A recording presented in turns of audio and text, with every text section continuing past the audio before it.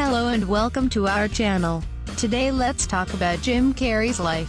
Please leave your like, share and subscribe to our channel for more Wiki videos.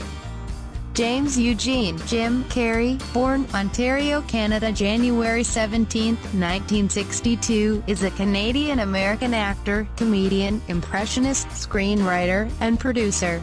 He is known for his highly energetic slapstick performances. Carrey first gained recognition in 1990 after landing a recurring role in the sketch comedy television series In Living Color. His first leading roles in major productions came with Ace Ventura, Pet Detective 1994, Dumb and Dumber 1994, The Mask 1994, and Ace Ventura, When Nature Calls 1995. As well as a supporting role in Batman Forever 1995 and a lead role in Liar Liar 1997. He then starred in The Truman Show 1998 and Man on the Moon 1999, with each garnering him a Golden Globe Award for Best Actor. In the 2000s, he gained further recognition for his portrayal of the Grinch in How the Grinch Stole Christmas 2000.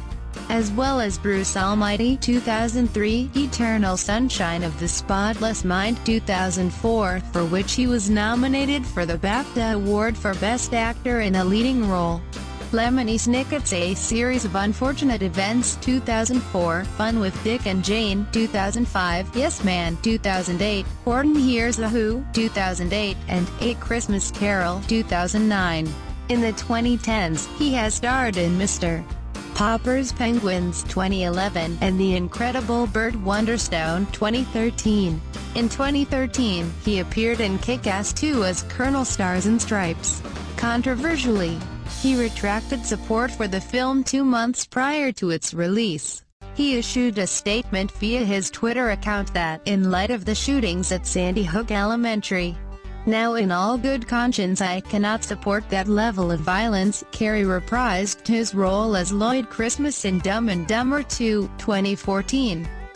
Jim Carrey early life. Carrey was born in Newmarket, Ontario, Canada, to Kathleen Neoram (1927–1991), a homemaker, and Percy Carrey (1927–1994), a musician and accountant.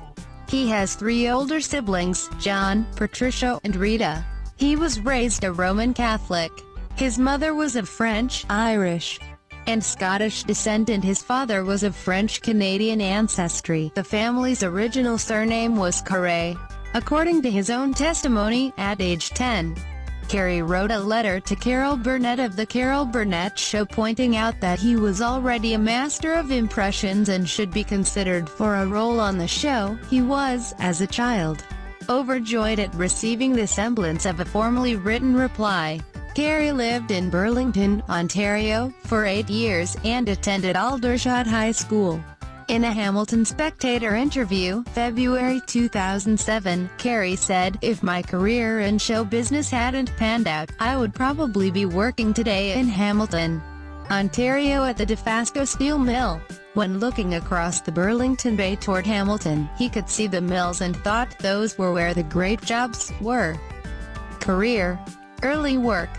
While Carrey was struggling to obtain work and make a name for himself, his father tried to help the young comedian put together a stage act, driving him to Toronto to debut at comedy club Yuck Yucks. Carrey's impersonations bombed and this gave him doubts about his capabilities as a professional entertainer. His family's financial struggles made it difficult for them to support Carrey's ambitions. Eventually, the family's financial problems were resolved and they moved into a new home. With more domestic stability, Carrey returned to the stage with a more polished act. In a short period of time, he went from open mic nights to regular paid shows, building his reputation in the process. A reviewer in the Toronto Star raved that Carrey was a genuine star coming to life. Carrey was soon noticed by comedian Rodney Dangerfield, who signed the young comic to open his tour performances. Dangerfield eventually brought Carrey to Las Vegas. However, Carrey soon decided to move to Hollywood. where he began performing at the Comedy Store and, in 1982, appeared on the televised stand-up show An Evening at the Improv. The following year, he debuted his act on The Tonight Show. Despite his increasing popularity as a stand-up comic, Carrey turned his attention to the film and television industries, auditioning to be a cast member for the 1981 season of NBC's Saturday Night Live. Carrey was not selected for the position, although he later hosted the show in May 1996, January 2011, and October 2014. In 1984, Carrey was in the short-lived sitcom The Duck Factory. From 1990 to 1994, Carrey was a regular cast member of the ensemble comedy television series In Living Color. Rise to fame. 1994 was a breakout year for Carrey. He was cast in the lead roles in Ace Ventura, Pet Detective, The Mask and Dumb and Dumber. Well received by critics, Dumb and Dumber was a commercial success, grossing over $270 million worldwide. He received his first Golden Globe Award nomination for Best Actor for his work in The Mask. Carrey in Madrid, Spain on December 13, 2008 and 1995. Carrey co-starred in the Joel Schumacher-directed superhero film Batman Forever, in which Batman tries to stop Two-Face and the Riddler, played by Carrey, in their villainous scheme to drain information from all the brains in Gotham City. The feature received reasonable reviews, with most criticism aimed at the movie's blatant commercialism, as characterized by Peter Travers. In that same year, Carrey reprised his role as Ace Ventura in Ace Ventura: When Nature Calls. Like the original film, it was well received by the public but heavily criticized by critics. It was a huge box office success, earning $212 million worldwide in addition to breaking records. With a $40 million opening weekend, Carrey earned $20 million for his next film, The Cable Guy, 1996. Directed by Ben Stiller, the film was a satirical black comedy, in which Carrey played a lonely, menacing cable TV installer who infiltrates the life of one of his customers, played by Matthew Broderick. The role was a departure from the hapless, overconfident characters he had been known for. However, it did not fare well with most critics, many reacting towards Carrey's change of tone to previous films. Despite the reviews, The Cable Guy grossed $102 million worldwide. He soon bounced back in 1997 with the critically acclaimed comedy Liar Liar, playing Fletcher Reed, a successful lawyer who has built his career on lying, regularly breaking promises that he makes to his son Max. Max soon makes a birthday wish that for just that one day, his dad would not be able to lie. Carrey was praised for his performance, earning a second Golden Globe Award nomination for Best Actor. Janet Maslin of The New York Times said, "Well into his tumultuous career, Mr. Carrey finally turns up in a straightforward comic vehicle, and the results are much wilder and funnier than this mundane material should have allowed." Critical acclaim. The following year he decided to take a pay cut to play the serious role of Truman Burbank in the satirical comedy drama film The Truman Show, 1998. The film was highly praised and brought Carrey further international acclaim, leading many to believe he would be nominated for an Oscar. Eventually, he did pick up his first Golden Globe Award for Best Actor in a Motion Picture Drama. The Truman Show was a commercial success also, earning $264 million worldwide against a budget of $60 million. A film critic stated that the film allows Carrey to edge away from broad comedy, adding that it was a hilarious and breathtakingly conceived satire. That same year, Carrey appeared as a fictionalized version of himself on the final episode of Garry Shandling's The Larry Sanders Show, in which he deliberately ripped into Shandling's character. In 1999, Carrey had the lead role in Man on the Moon. He portrayed comedian Andy Kaufman to critical acclaim and received his second Golden Globe in a row. In addition, He received his first Screen Actors Guild Award nomination for Best Actor.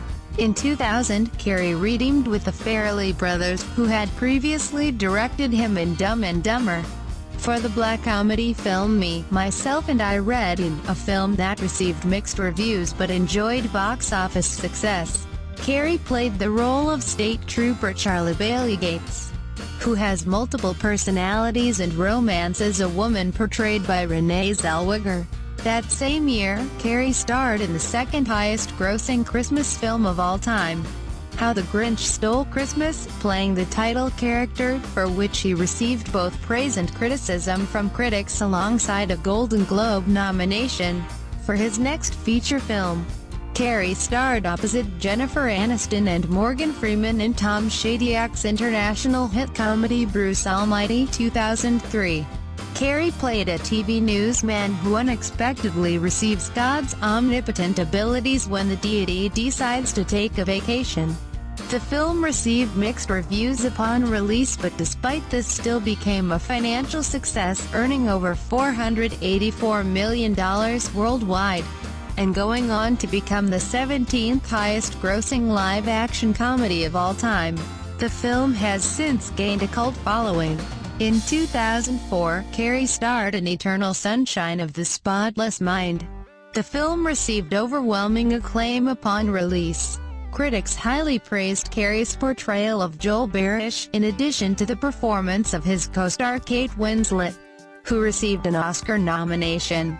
According to CNN's reviewer Paul Clinton, Carrey's performance was the actor's best, most mature and sharply focused performance ever. Carrey received another Golden Globe nomination and his first BAFTA Award nomination for Best Actor. Carrey's next appearance was in the 2004 black comedy fantasy film Lemony Snicket's A Series of Unfortunate Events, which was based on the popular children's novels of the same name. The film received a positive reception, with Desson Thompson from The Washington Post saying of Carrey's approach to the character of Count Olaf, "Olaf is a humorless villain in the book. He's not amusing like Carrey at all." To which I would counter, if you can't let Carrey be Carrey, put someone boring and less expensive in the role. In his various disguises he's rubbery, inventive and improvisationally inspired. I particularly liked his passing imitation of a dinosaur. That same year, Carrey was inducted into the Canadian Walk of Fame. Continued success. In 2007, Carrey reunited with Joel Schumacher, director of Batman Forever, for The Number 23, a psychological thriller co-starring Virginia Madsen and Danny Huston. In the film, Carrey plays a man who becomes obsessed with the number 23 after finding a book about a man with the same obsession. The film was panned by critics. The following year, Carrey provided his voice for Dr. Seuss Horton Hears a Who. 2008, Carrey voiced the beloved elephant for the CGI animated feature, which received overwhelmingly positive reviews and delivered family crowds en masse. The film was also a box office success, raking in over $290 million worldwide. Later that same year, Carrey returned to live-action comedy, starring opposite Zooey Deschanel and Bradley Cooper in Yes Man. 2008, Carrey played down-and-out man, Carl Allen, who had gone nowhere in life, thanks to always saying no to everything, until he signs up for a self-help program that teaches him the power of saying yes. Despite reviews being mixed, Renee Rodriguez of the Miami Herald stated, "Yes Man is fine as far as Jim Carrey comedies go, but it's even better as a love story that just happens to make you laugh." The film had a decent performance at the box office, earning $225 million worldwide. Since 2009, Carrey's work has included a leading role in Glenn Ficarra and John Requa's I Love You, Philip Morris, premiering in January 2009 at the Sundance Film Festival before receiving a wide release in February 2010. Carrey portrayed Stephen J. Russell, a con artist, imposter, and multiple prison escapee who falls in love with his fellow inmate, Philip Morris, played by Ewan McGregor. The film received largely positive reviews, with Damon Wise of The Times giving the film 4 stars out of 5, stating, I Love You, Philip Morris is an extraordinary film that serves as a reminder of just how good Carrey can be when he's not tied into a generic Hollywood crowd-pleaser. His comic timing remains as exquisite as ever. Carrey in the studio of The Late Show with David Letterman in 2010 for the first time in his career. Carrey portrayed multiple characters in Disney's 3D animated take on the classic Charles Dickens tale, A Christmas Carol, 2009, voicing Ebenezer Scrooge and the ghosts of Christmas past, present, and future. Directed by Robert Zemeckis, the film also starred Robin Wright Penn, Bob Hoskins, Colin Firth, Gary Oldman, and Cary Elwes. The film received reasonable reviews and was a financial success. In 2011, Carrey landed the lead role in Mr. Popper's Penguins, playing Thomas "Tom" Popper Jr., a realtor who becomes the caretaker of a family of penguins. The film received a mixed reception upon release. In 2013, he starred alongside former co-star Steve Carell in the Don Scardino-directed comedy film The Incredible Burt Wonderstone. Carrey played Steve Gray, a dangerous street magician who overshadows the formerly successful magician Burt Wonderstone, played by Carell. The film was released in March 2013 to mixed reviews and underperformed significantly at the box office, grossing just over $27 million on a $30 million budget. Peter Farrelly said in April 2012 that Carrey and Jeff Daniels would return for a Dumb and Dumber sequel, Dumb and Dumber 2, with the Farrelly brothers writing and directing and a planned September 2012 production start. In June, however, Carrey's representative said Carrey had left the project because the comedian felt New Line and Warner Brothers weren't enthusiastic toward it. However, on October 1, 2012, Yahoo's The Yo Show carried the news item that the script was complete and that the original actors, Carrey and Daniels, would be reprising their roles. The plot involved one of the characters having sired a child and needing to find them in order to obtain a kidney. Dumb and Dumber 2 was released in November 2014. In March 2013, Carrey announced that he had written a children's book titled How Roland Rolls, about a scared wave named Roland. He described it as kind of a metaphysical children's story, which details with a lot of heavy stuff in a really childish way. Carrey self-published the book, which was released in September 2013. On March 25, 2013, Carrey released a parody music video with Eels Through Funny or Die, with Carrey replacing Mark Oliver Everett on vocals. The song and video, titled Cold Dead Hand and set as a musical act during the variety program Hee Haw, lampoons American gun culture, and specifically former NRA spokesperson Charlton Heston.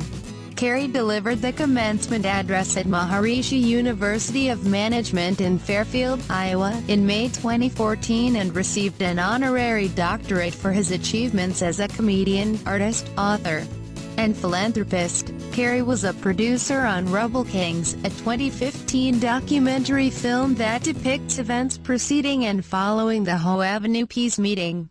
On August 29, 2014, Carrey was honored by Canada Post with a limited edition postage stamp with his portrait on it. The stamps will not be reprinted once they are sold out. Personal life. Health. Carrey has battled depression. To deal with his depression, Carrey took Prozac, eventually deciding to get off medications. He has stated that he no longer takes medications or stimulants of any kind, not even coffee. Relationships. Carrey has been married twice. His first marriage was to former actress and Comedy Store waitress Melissa Womer, whom he married on March 28, 1987. Their daughter Jane Erin Carrey was born September 6, 1987. Jane was a 2012 contestant on American Idol. Carrey and Womer divorced in 1995. A year later, Carrey married his Dumb and Dumber co-star Lauren Holly on September 23, 1996. The marriage lasted less than a year. In the late 1990s and early 2000s, Carrey had a much-publicized yet short-lived romance with his Me, Myself and Irene co-star Renee Zellweger, whom he dated, and at one point was engaged to from 1999 to 2000. Kári met model and actress Jenny McCarthy in 2005 and made their relationship public in June 2006. In April 2010, the two ended their near 5-year relationship. Despite the split in media circulations, McCarthy stated in October 2010 that, "Jim and I are still good friends." On September 28, 2015, Kári's former girlfriend, Catriona White, a native of County Tipperary, Ireland, was found dead from a prescription drug overdose. The couple first met in 2012. Kári was a pallbearer at her funeral in Tipperary. On September 19, 2016, Mark Burton, White's husband from 2013 until her death, filed a wrongful death lawsuit against Kári, claiming that Kári used his immense wealth and celebrity status to illegally obtain and distribute prescription drugs involved in her death. Kári released a statement the following day. "What a terrible shame. It would be easy for me to get in a back room with this man's lawyer and make this go away. But there are some moments in life when you have to stand up and defend your honor against the evil in this world. I will not tolerate this heartless attempt to exploit me or the woman I loved." Kat's troubles were born long before I met her, and sadly her tragic end was beyond anyone's control. I really hope that someday soon people will stop trying to profit from this and let her rest in peace. In October 2016, White's mother Brigid Sweetman also filed a wrongful death lawsuit against Kári. In this lawsuit, Sweetman's attorney states that Kári had undergone a test for sexually transmitted infections, and purposely hid the results from Ms. White, whom he was intimately involved with, and failed to inform her that he had tested positive for hepatitis A, HSV, herpes IN2, and chlamydia. To make matters worse, Kári then proceeded to have unprotected sex with Ms. White with full knowledge that he was STD positive. Sweetman herself later issued a statement. "These documents show that Jim Carrey has lied to the media, the public and the court. Kári has now been shown for what he is, a dishonest Hollywood celebrity who thinks he can say anything and fool people just because he is famous." Citizenship. Kári received U.S. citizenship in October 2004 and remains a dual citizen of the United States and his native Canada. Beliefs. Kári has been a critic of the scientific consensus that no evidence links the childhood MMR vaccination to the development of autism, and wrote an article questioning the merits of vaccination and vaccine research for the Huffington Post. With former partner Jenny McCarthy, Kári led Green Hour Vaccines March in Washington, D.C., to advocate for the removal of toxic substances from children's vaccines, out of a belief that children had received too many vaccines, too soon, many of which are toxic. The rally was criticized by David Gorski, an American surgical oncologist on Science-Based Medicine blog, for being anti-vaccine, not pro-safe vaccine, and by Stephen Parker on WebMD website for being irresponsible. On July 1, 2015, after the signing of a new vaccination law, Kári called California Governor Jerry Brown a corporate fascist who is poisoning children by signing into law the vaccination requirements. The new law precludes religious and philosophical reasons to exempt from vaccination. After his words, he was criticized for being ignorant when it comes to vaccines by Arthur Kaplan, head of the Division of Medical Ethics at New York University, and by Jeffrey Kluger, senior writer at Time, who described his anti-vaccination statements as angry, dense and immune to reason. Kári is a follower and an advocate for the law of attraction. In an interview with Oprah Winfrey in 1997, Kári revealed that as a struggling actor he would use visualization techniques to get work. He also stated that he visualized a $10 million check given to him for acting services rendered, placed the check in his pocket, and 7 years later received a check for $10 million for his role in Dumb and Dumber. Kári is a transcendental meditation practitioner. If you liked it, please subscribe to our channel by clicking on the sign up button below.